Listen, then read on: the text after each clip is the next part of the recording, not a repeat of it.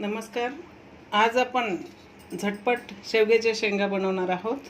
तर त्यासाठी आपण पाव किलो शेवग्याच्या शेंगा घेतल्यात आणि वरची साल काढून तुकडे करून धुवून घेतलेले आहे. बटाटे 2 छोटे छोटे बटाटे घेतलेले आहेत, ते पण धुवून तुकडे करून घेतलेत. त्यासाठी एक टोमॅटो घेतला मीडियम साईजचा, एक कढीपत्त्याचे 3 दांड्या, कोथिंबीर वरून टाकायला. आणि ही जी कोथिंबीर आहे मागच्या दांड्या ते टाकून न देता आपण मसाल्यामध्ये वाटून घेणार आहोत. आणि छोटंसं अद्रकचा तुकडा घेतला आहे पाव, आणि हा मोठा एक कांदा घेतलेला आहे, आणि पाव वाटी खोबरं मी असं तुकडे करून घेतलेले आहे. तर भाजी करताना आधी तयारी करून ठेवायची, म्हणजे पटकन आपली भाजी होते. आणि त्यासाठी लसूण आणि हिरवी मिरचीचा मी ठेचा बनवून ठेवलेला आहे. तर तो ठेचा मी थोडंसं टाकणार आहे आणि बाकीचे मसाले मी थोडेसे टाकणार आहे. तर उन्हाळ्याच्या कमी तिखट भाज्या खायच्या, त्यासाठी आपण वरून शेंगदाणे टाकणार आहोत बारीक कूट करून. तर आपण आता मसाला भाजून घेऊया. मध्ये मध्ये बंद करत जा, शॉर्टच टाक, म्हणजे असं.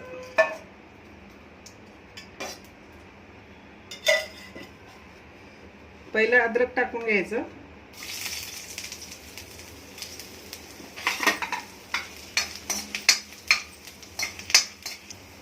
थोडंसं अद्रक झालं की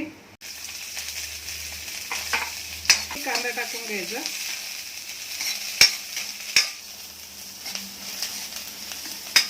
कांदा चांगला काळा झाला की त्याच्यामध्ये खोबरं टाकायचं.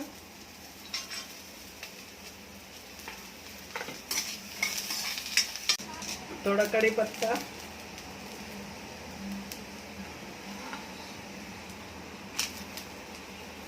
कोथिंबीरची हिरव्या दांड्या आणि टोमॅटो टाकून घ्यायचं.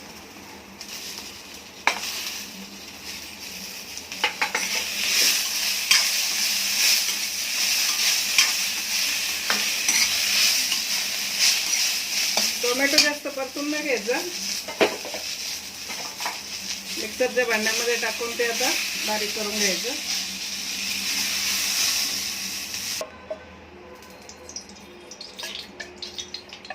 तेल तुमच्या आवडीनुसार टाकू शकता, कमी जास्त. त्याच्यामध्ये आपण आता बटाटा आणि शेवग्याच्या शेंगा टाकून घेऊया. शेवग्याच्या शेंगांमध्ये मीठ टाकून घ्यायचं थोडं, म्हणजे त्या चवीला चांगलं लागतं. थोडेसे परतून घ्यायच्या. मसाला मी वाटून घेतलेला आहे अर्धा, तर त्याच्यामध्ये आपला हा ठेचा जो आहे तो टाकायचा. तिखट तुमच्या आवडीनुसार टाकू शकता.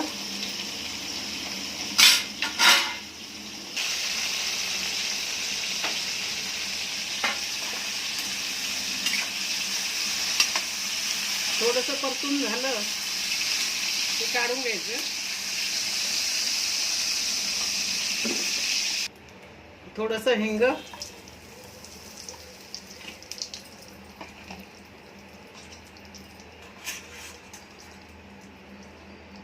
हळद 1 चमचा, मसाला 1 चमचा, जिरा पावडर 1 चमचा. आणि या भाजीला धना पावडर जरा जास्त लागते, म्हणून मी 2 चमचे टाकते.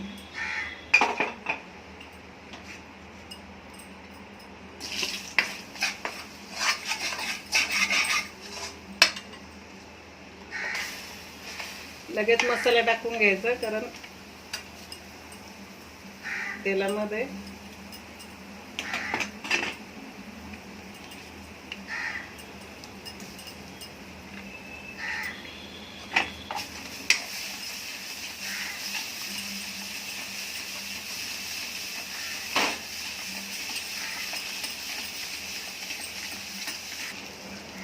आधी थोडं मीठ टाकलं होतं, आता चवीपुरतं मीठ टाकूया.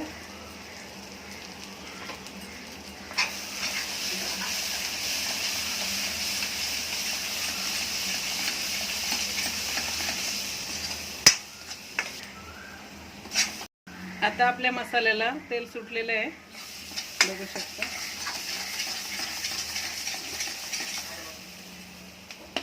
शेंगा टाकून घेऊया.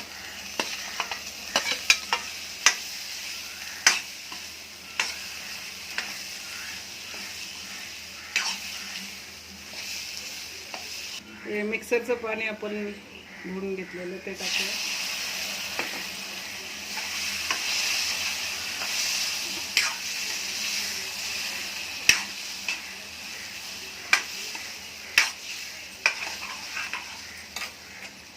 हे वाटून घेऊया शेंगदाणे.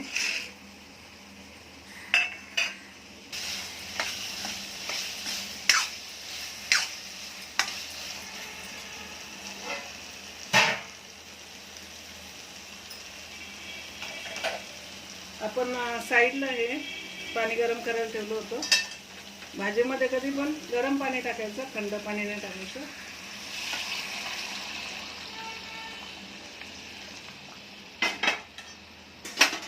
शेंगदाण्याचं कूट टाकून घेऊया.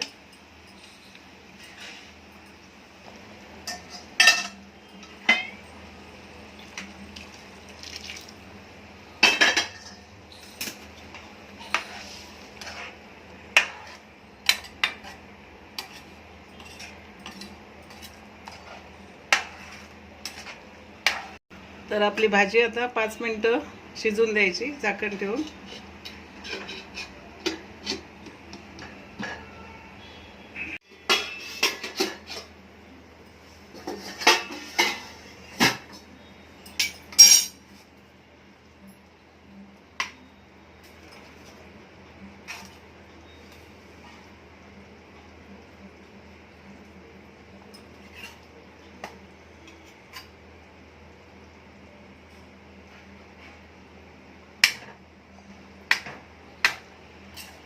आपली भाजी आता तयार झालेली आहे.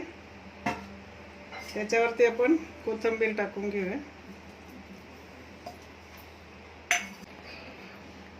गॅस बंद करूया. आणि चटकन पटकन होणारी शेवग्याच्या शेंगाची भाजी रस्सेदार. तर तुम्ही करून बघा आणि कमेंटद्वारे जरूर कळवा. आणि आपल्या चॅनलला लाईक शेअर सबस्क्राईब जरूर करा. सर्वांचे खूप खूप धन्यवाद.